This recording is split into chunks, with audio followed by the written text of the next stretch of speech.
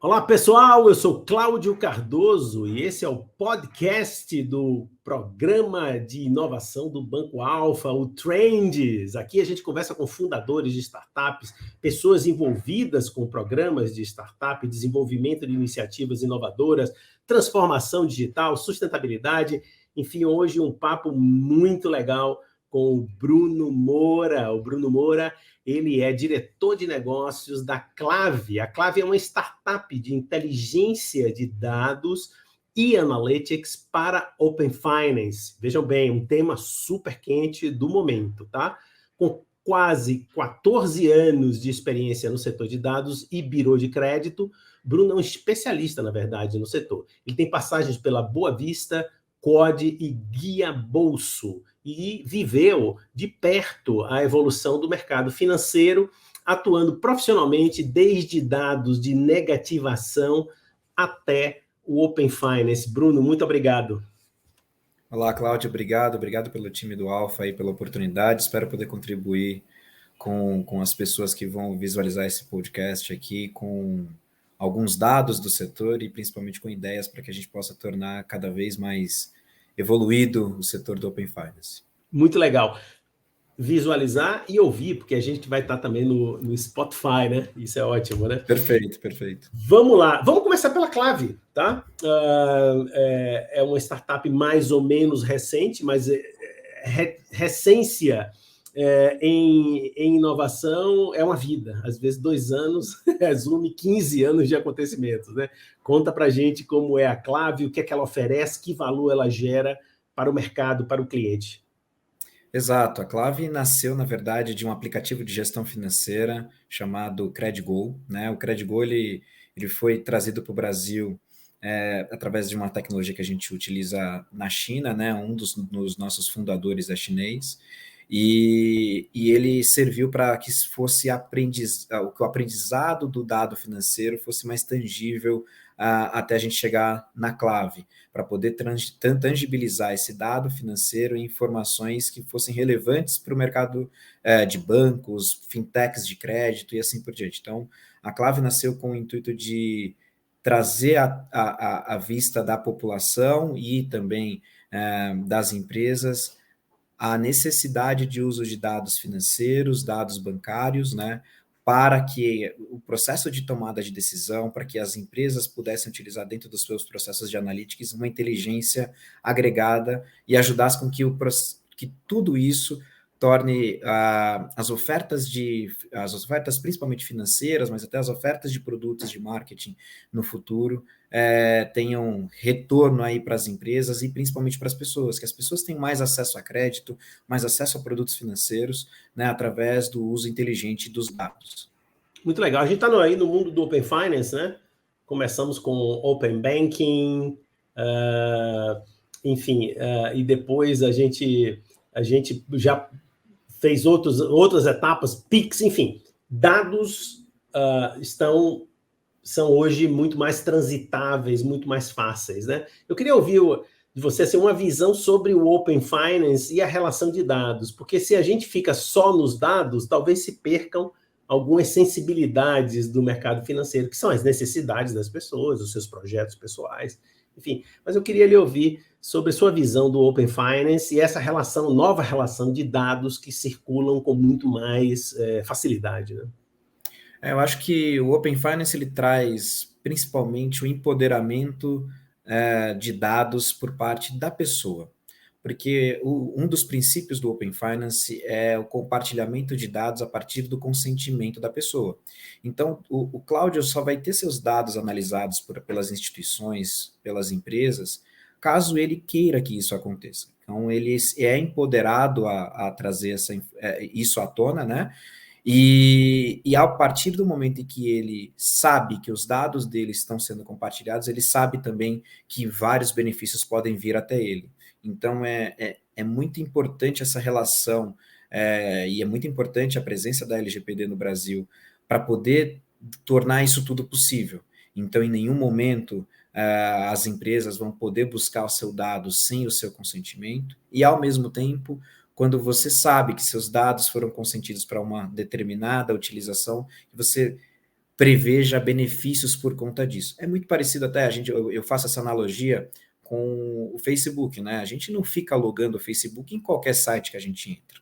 Mas a partir do momento em que um site tem uma proposta de valor, uma necessidade de preenchimento rápido de formulário, ou te dá algum benefício por você conectar a sua conta, você vai lá e conecta a sua conta do Facebook sabendo para que você vai utilizar aqueles dados. Então, a relação do Open Finance veio com esse princípio, e assim, principalmente as instituições financeiras que não tinham a visão completa de histórico de dados financeiros de uma determinada pessoa, ela possa poder ter esse dado, né? Possa poder ter acesso a isso. Um exemplo claro para isso é o cartão de crédito, né? Vamos supor que o Cláudio hoje ele tem uma relação com uma instituição financeira, né? Onde ele transita muito Pix, né? Ele tem lá a sua relação, tudo mais. E aí uma outra instituição aborda o Cláudio querendo que o Cláudio se torne também cliente dessa instituição. E aí, a partir do momento em que aí o Cláudio fala, poxa, legal, vou ter um cartão de crédito numa nova instituição e parar de usar Pix na outra. Só que se essa nova instituição só te der um limite muito baixo de cartão de crédito, porque ela não conhece o seu potencial de gastos, o seu potencial de receita, que você tem na outra instituição, que a outra instituição tem como visão, ela vai te oferecer um serviço financeiro péssimo. Ela vai te oferecer um cartão sem o limite correto, ela vai te oferecer um empréstimo que não atende à sua necessidade. Então, a ideia do Open Finance é olhar o seu histórico financeiro em outras instituições e falar, olha, tá aqui, ó, eu sou uma boa pessoa, eu tenho potencial, e a partir daí você pode me oferecer produtos adequados, aumentando a competitividade do setor, na perspectiva de diminuição de taxa de juros no spread, principalmente, né? E oferecendo serviços adequados a pessoas. Eu acho que o final da ponta, e se a gente sempre olhar assim, não importa a empresa que nós representemos, o mais importante é a nossa ponta como pessoa física. A gente, em conjunto, vai ser sempre beneficiado. Mas, Bruno, eu vou te contar uma história pessoal de uma época que você provavelmente não era nascido ainda. E eu estou falando sério. Era início dos anos 80, imagina, Bruno. Início dos anos 80. Eu hoje tenho 62, eu tinha 20 e poucos anos e eu ia viajar para a Europa e fazer um curso de 6 meses de línguas num dos países da Europa. Eu fui ao meu banco e por demanda do governo do país destino, eu tinha que ter um histórico financeiro, né? Porque eles pediam já naquela época, né? Eu fui ao meu banco e o banco disse, não, a gente não tem histórico nenhum, assim, não pode lhe dar histórico, porque a gente... Eu me lembro bem do meu sentimento de uma certa revolta, porque, de fato, pessoalmente, quem me conhece sabe, eu sou aquele cara que não atrasa um dia nada, não atraso reunião, não atraso um minuto, não atraso nada, sou super pontual. Então, eu fiquei pensando, nossa, eu tenho anos de relação com esse banco, não adiantou nada, eu podia ser um pilantra, e eu disse isso para o gerente na época. Quer dizer, tanto faz se eu fosse um pilantra ou uma pessoa honesta, ele me disse, não, tanto faz. Bom... o dado é seu, né? Pois é, nós estamos falando de 40 anos atrás, muito tempo se passou, mas eu não imaginava que ia demorar tanto. Claro que essas coisas já existem há bem mais tempo, e talvez já naquela época outros bancos fossem mais sérios com esse registro. Mas eu estou trazendo isso para o público perceber, tangibilizar como essas questões que você está falando não sempre foram assim. Não é verdade que foram assim. Essa sensibilidade de entender, por exemplo, e aí eu já devolvo para você, o momento do indivíduo. Né? Com dados é possível perceber o momento do indivíduo. Ele vai precisar de algum crédito nesse momento, ou ao contrário, ele está no momento de investimento, ele precisa de alguma ajuda financeira para resolver questões familiares de educação dos filhos e coisas desse tipo. Então, na verdade, é uma visão data-driven, né? Mas como é a coleta dessas fontes? Conta para a gente, né? Porque você tem que ter fontes de dados. Exatamente. Hoje, falando um pouco, até entrando um pouco no assunto do que você comentou, mas os dados hoje em dia, né, durante desses 40 anos, já tem mais facilidade de acesso. Mas imagina que hoje ainda é complicado você ir lá, tirar um extrato do teu banco, tirar uma foto do teu extrato, mandar para uma empresa para ela poder validar que você tem capacidade para poder obter um empréstimo, para obter uma condição financeira diferente. Eu recentemente comprei um apartamento e não tinha nenhum acesso digital para que eu pudesse enviar minha documentação só entrando no meu banco e falando, banco, manda informação para esse outro banco que está tudo certo. Eu tive que tirar foto do meu extrato bancário, comprovar, levar via física até a agência. É um absurdo no momento digital que a gente vive. Então, o Open Banking, né, o Open Finance, ele vem com essa visão de facilitar também o acesso dos seus próprios dados e o compartilhamento deles com quem você quiser. E aí vem a parte de como que a gente coleta esses dados, né? Existem duas formas de você poder coletar dados financeiros hoje no mercado. A primeira forma é através das APIs reguladas que o Open Banking, né, que o Banco Central disponibiliza ali dentro do seu diretório. Porém, somente alguns bancos, né, algumas instituições financeiras são obrigadas a expor esses dados de forma padronizada como o Open Banking exige, né? E a outra forma é através de empresas como a Clave, que tem sua tecnologia proprietária para coleta desses dados. Então, a gente tem um desenvolvimento de uma tecnologia onde a gente acessa o banco da pessoa de forma apenas para visualização dos extratos, das informações bancárias, tudo isso dentro da LGPD, tudo isso dentro de um âmbito de compliance muito rígido, onde a gente vai lá, pede, e da mesma forma como o Open Banking, a pessoa, né, o cloud, ele tem que se validar com aquela instituição financeira a qual ele quer liberar a informação. Então, vamos supor aqui a instituição A vira para o cloud e fala assim, Cláudio, eu preciso das suas informações de outros bancos para que você possa ter um crédito melhor aqui dentro. Então, conecte aqui sua conta. Então, o cloud vai lá, vai colocar a sua agência, a sua conta, e vai também colocar a senha, só que de uma forma extremamente segura, acessando o outro banco, tal como a gente acessa o nosso internet em banking hoje. E a partir daquele momento a nossa tecnologia vai buscar essa informação dentro dessa instituição financeira e devolvê-la de forma tratada, né, já padronizada, para outra instituição ter acesso a essa informação. Então é uma forma muito segura, onde o outro banco valida que você é você, então os processos antifraude são mega padronizados, são mega importantes nesse momento, ajuda o consumidor a ter confiança na transmissão do seu dado, porque ele sabe que só ele vai poder fazer isso, e a instituição também vai se sentir segura em receber um dado que é verdadeiro, diferentemente das pessoas que, por exemplo, podem mandar um extrato adulterado, que mandam documentos adulterados, e ali não tem jeito, né? É um banco falando para o outro, esse aqui é o histórico do Bruno, e faça com ele o que você bem entender. Agora, para entender, e o nosso ouvinte e nossa audiência entender melhor, né, eles entenderem melhor, a Clave, quem é o cliente direto da Clave? Ou tem dois, o sistema financeiro e o indivíduo? O indivíduo baixa um app? Conta para a gente como é assim, a parte operacional para a gente entender melhor. Hoje não. Hoje a Clave ela atua especificamente no B2B. A gente ajuda as empresas a se conectarem. E aí, a partir desse momento, a gente faz com que a pessoa física, né, entre, por exemplo, no site de um banco ou de uma instituição financeira e através da nossa tecnologia por trás, então a Clave não aparece. A Clave é um white label, né, para o consumidor final, onde ele vai compartilhar o dado através do nosso mecanismo, da nossa inteligência, mas nosso público final é o banco, é a instituição financeira, é a fintech, onde ela usa a nossa tecnologia e nossa inteligência de dados para poder tomar melhores decisões. Então, a gente facilita a vida do consumidor em segunda instância, mas principalmente das instituições para poder ajudar o consumidor a coletar esse dado. Mas a nossa atuação direta de venda de serviços é diretamente com o B2B. Perfeito. Eu acho que fica claro para todo mundo que você gera um enorme valor para o indivíduo, né? No que ele está ali exatamente se beneficiando de uma série de facilidades que são criadas por essa intermediação. Agora, Bruno, eu quero resgatar uma coisa que você já falou da LGPD. Portanto, a LGPD para vocês é um elemento valioso, né? É um elemento de super importante nesse tratamento e uso da informação, partes que são sensíveis. Conta para a gente um pouquinho sobre isso. A gente anda com a LGPD embaixo do braço, a gente anda com sigilo bancário embaixo do braço, porque são informações efetivamente sensíveis de uma pessoa, né?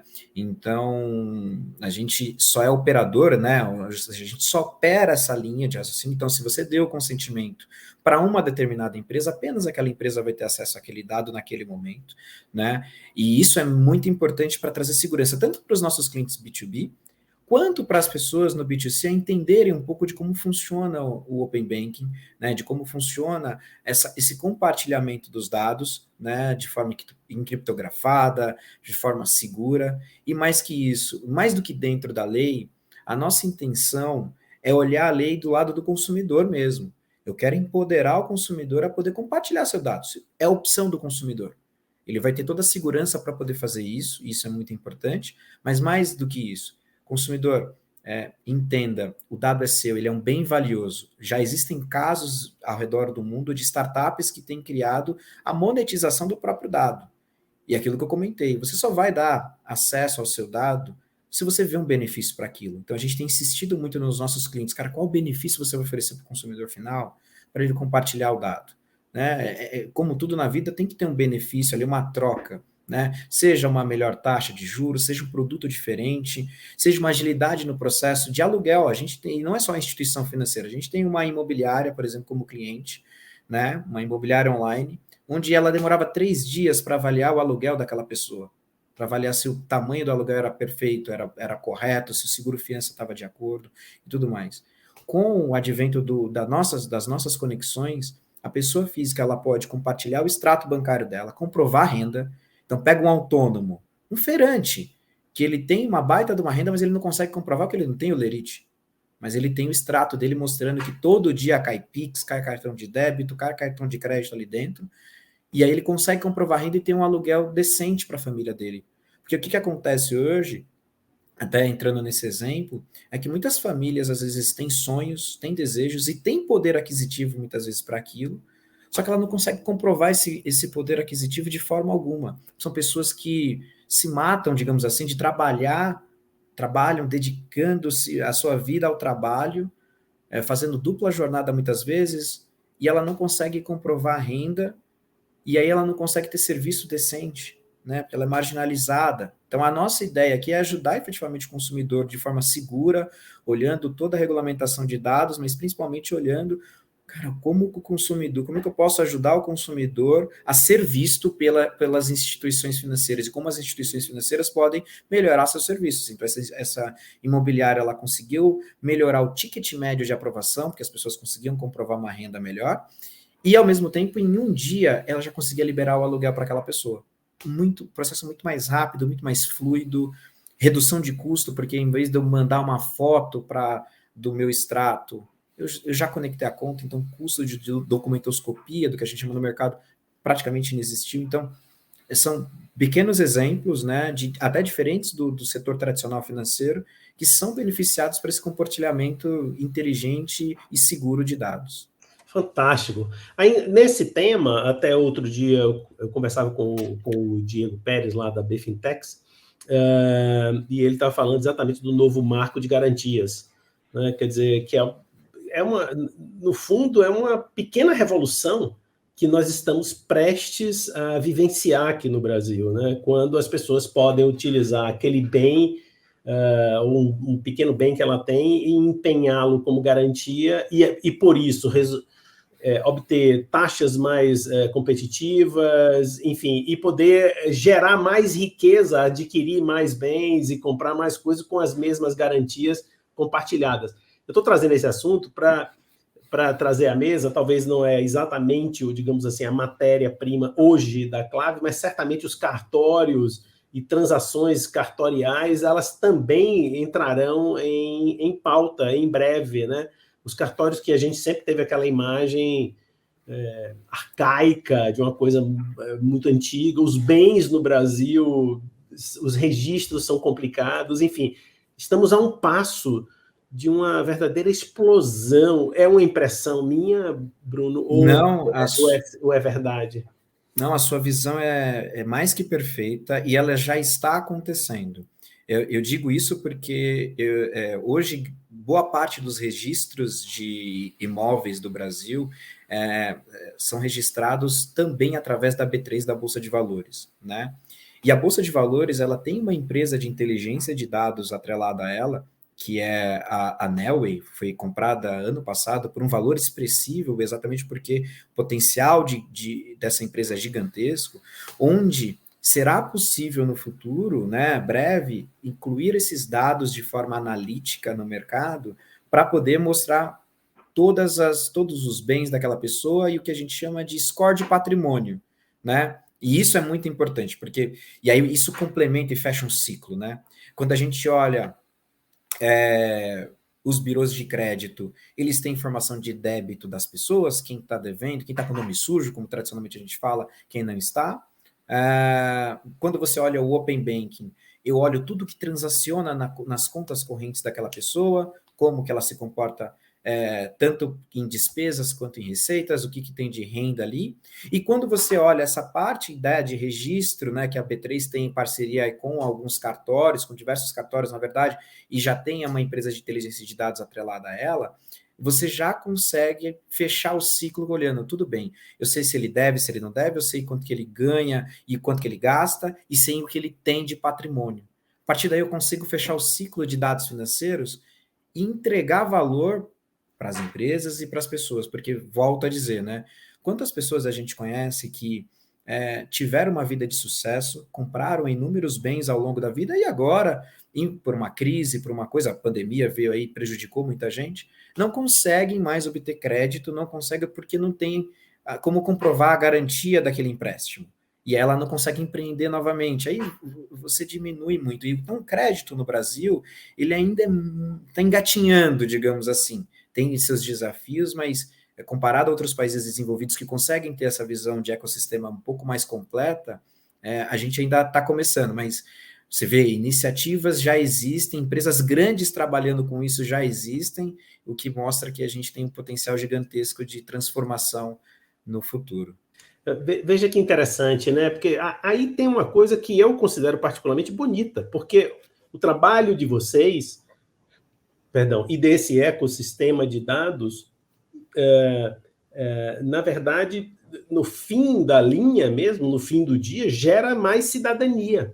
Quer dizer, ou seja, exato, a pessoa... A gente tá... a palavra da moda, empoderamento, não sei se eu usaria nisso, mas, enfim, a gente está, por meio da Clave, que é um white label, que ninguém nem vê, é transparente, você está gerando cidadania. O exemplo que me ocorre é uma pessoa próxima que tem que enviar dólares para um filho estudar no exterior, e o desafio dessa pessoa é comprovar a cada momento que ela tem renda, de fato, renda totalmente íntegra, dentro da lei, pagando todos os impostos, e os bancos exigem dela assim, não, você está exportando muito dólar, e é para o filho estudar, não é para... Perfeito. Então, veja, é um cidadão que gera a riqueza dele e tem que comprovar de novo que ele é um cidadão que merece a confiança de que ele não estava lavando dinheiro, e é para educar um brasileiro, né? É louco isso, né? É louco. E isso está no dia a dia, né, Bruno? Quer dizer, valia a pena a gente fazer um livro um dia, né, Bruno? Eu e você, aí a gente ia ficar famoso, bora, né? Histórias de emancipação do cidadão por meio de uma operação de dados, né? Essa é uma história bonita. E isso é uma realidade, muitas vezes. E eu vou dizer como pequenas, mas que ficaram grandes, alterações na legislação ajudaram isso. O PIX ajudou a popularizar as transferências de dinheiro, de pagamento, né? Era para ser só algo para ajudar a eliminar o TED ad hoc e facilitar ali a transação momentânea, mas na verdade virou um grande movimento de pagamento, um grande meio de pagamento, e onde, por exemplo, vou dar um exemplo, né? Eu tenho uma pessoa que ajuda aqui em casa, uma diarista, e antigamente eu tinha que ir lá sacar o dinheiro, porque ela não tinha conta, né? Ela não tinha motivo para ter conta, ela falava, para que eu vou ter conta? Eu pago no dinheiro, você pode sacar para mim? Eu falei, tá bom, eu vou lá, sacava o dinheiro, pagava para ela toda semana eu fazia isso. Com o advento do Pix, essa pessoa falou, não, agora, Bruno, faz o Pix. Faz um Pix para mim, é mais fácil, eu pago no cartão, eu também faço Pix na lojinha, todo mundo aceita Pix. Falei, nossa, você já me quebrou um galho gigantesco. Só, Bruno, mas o que tem a ver o Pix com dados? Primeiramente, a partir do momento que agora ela consegue conectar a conta bancária dela, ela consegue comprovar para diversas pessoas, rapidamente, que ela ganha. Que ela tem uma baita de uma renda, porque ela se dedica, ela trabalha bastante, entendeu? Então, isso que você acabou de falar de empoderamento é isso. A gente pode criar soluções aqui, né, rapidamente, e aí você cria a emancipação da pessoa. Ela não depende mais do chefe, do patrão, e isso já aconteceu comigo com ela. De escrever uma cartinha falando, olha, ela trabalha aqui, ela recebe, ela ganha dinheiro aqui, isso, assim, isso para os mais jovens é muito etéreo, mas não, isso é mais comum do que você possa imaginar. Então, é a mesma coisa do feirante que trabalha arduamente, precisa de crédito para comprar uma fruta, um legume diferente, num lugar diferente para poder chamar mais a atenção da sua clientela. É o motorista de aplicativo que não consegue comprovar renda para poder ter um aluguel decente, mas ele trabalha aí quase 18 horas por dia dirigindo o carro para dar uma boa vida para a família. E ele só com o advento do Pix, essa informação podendo ser transmitida para diversos meios através da sua autorização, poxa vida, você já vai ter, você já emancipa a pessoa, já consegue fazer com que ela tenha uma visão muito mais ampla de mundo, de sonhos, sair daquela bolha negativa de que eu só vou viver com isso, porque é isso que o mundo me permite. Não sei, acho que pessoalmente eu vou correr o risco aqui de dizer, eu conheço muito poucas coisas nos últimos anos que seja tão inclusiva de verdade do que isso aí. É a minha opinião. E eu acho que isso tem a ver com a frase que você me deu, Bruno, antes da gente conversar aqui. Você falou: o Open Banking não se limita aos dados, ele vai muito além dos dados. Eu acho que é sobre isso que nós estamos tratando aqui, né? Agora, veja, o nome do programa é Trends, tendências em inglês. O que é que você vê aí para o futuro? A gente já falou bastante, né? Diz, olha, Cláudio, não é uma ideia sua. Tá, estamos vivendo uma explosão. Que coisas você enxerga aí no horizonte tangível aí dos próximos meses ou anos? Eu enxergo duas grandes oportunidades nesse mercado.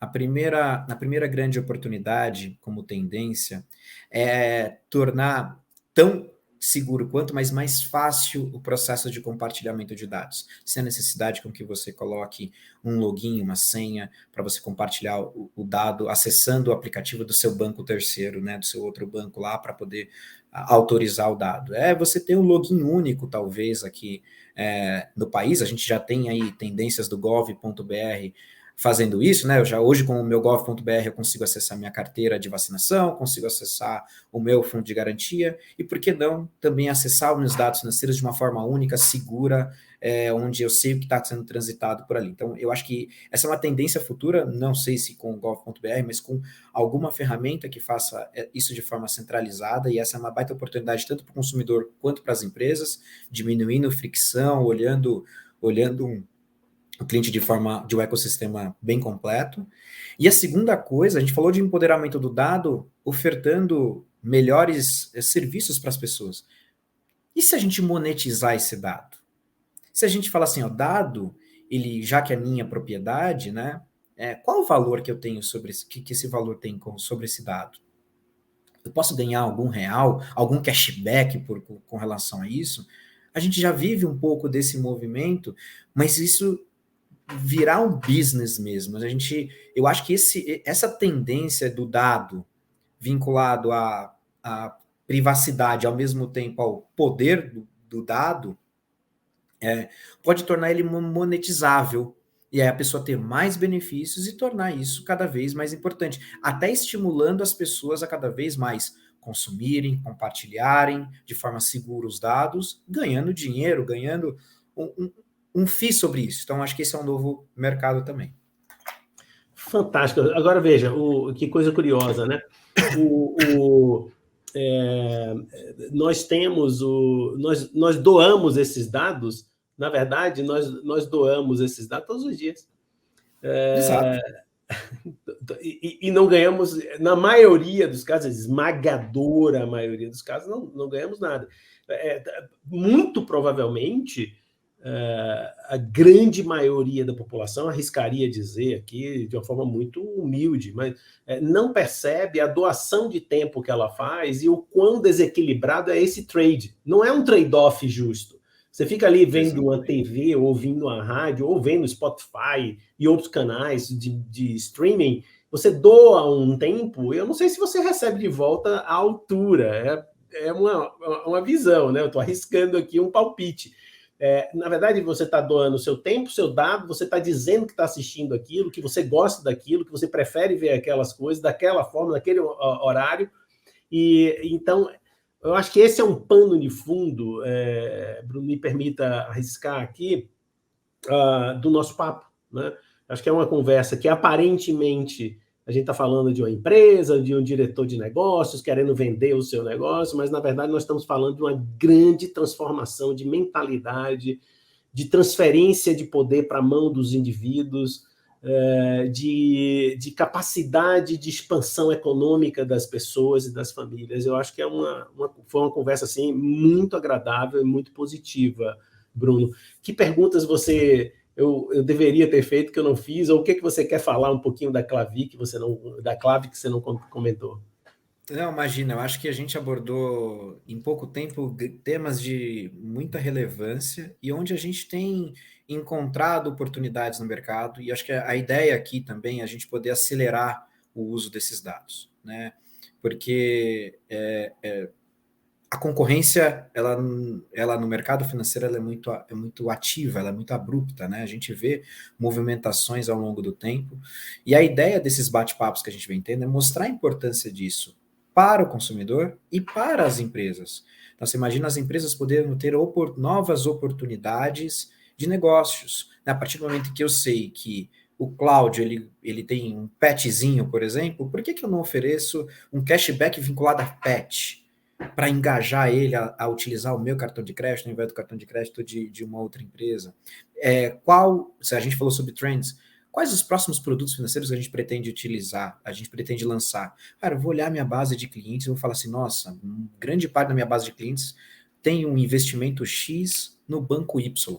Cara, por que eu não trago esse tipo de investimento para cá e abordo? Então, o ecossistema é isso que a gente tem brigado bastante aqui na Clave, para mostrar efetivamente as oportunidades desse ecossistema, né, de compartilhamento de dados, e não se restringe apenas a dados financeiros, como você bem comentou, mas como que a gente pode ajudar, e aí a Clave está aberta sempre para poder falar sobre, a trazer esses dados de forma segura e de forma simples para as empresas através de uma conexão com o consumidor. Então, que vocês precisarem, os nossos ouvintes, as pessoas que estão visualizando esse podcast, quiserem bater um papo, me procurem nas redes sociais aí, LinkedIn e tudo mais, que eu vou estar aberto a gente poder discutir. E como o Cláudio comentou aqui, para mim o mais importante não é discutir a Clave nesse momento.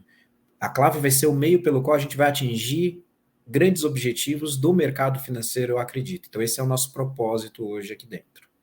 Muito bacana, eu vou deixar o link da Clave na nossa descrição aqui do YouTube, e deixo um grande abraço para você, Bruno. Muito obrigado pela sua participação no Trends. Eu que agradeço, Cláudio. Muito obrigado pela oportunidade aí e sucesso aos programas de vocês. Chegamos ao final de mais um Collab Trends. Hoje eu conversei com Bruno Moura, diretor de negócios da Clave. Então você já sabe, se inscreva nos nossos canais, nos acompanhe no Spotify e no YouTube. Enfim, fique com a gente e até o próximo Trends.